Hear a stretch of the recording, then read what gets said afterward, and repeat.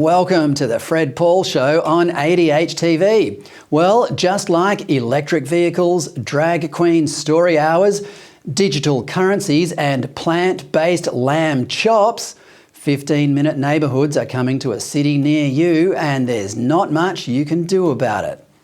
If you're not worried about it now, you should be, because the busybodies behind this idea want to thoroughly disrupt the way you live your life. The 15-minute city is fine in theory. Who doesn't want to live within walking distance of everything you need? But not even the proponents think that's possible, which is why they want to introduce them by force, which is what they're doing in Britain, using CCTV cameras, number plate recognition, boom gates on streets, and annual quotas for entry to certain parts of your town to enforce the idea. Or they will introduce them by stealth. One of the best examples of this in Australia at the moment is in Paddington, Sydney. For full disclosure, I live in Paddington and, in my opinion, will be adversely affected by the proposed alterations to the main street through the neighbourhood, Oxford Street. In a minute, I'll be speaking to a New South Wales senator who feels the same way. But you don't have to live in this area to suspect something is amiss here. The Trojan horse to sneak in the plan for 15-minute cities is the renovation of Oxford Street from 4 lanes to 2 with, have you guessed it yet? That's right, a bike lane.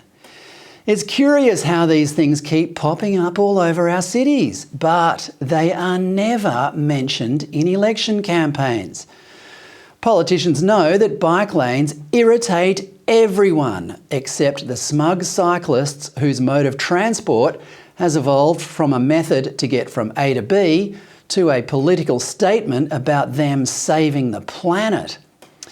If the local state MP, Alex Greenwich, mentioned this particular bike path or bike lane at all during the state election in March, I didn't hear about it, and neither did any of the residents and business owners who attended a furious public meeting about it last month. I invited Greenwich on the show to discuss it, but he categorically declined. He's welcome on here anytime to explain his opinions about it.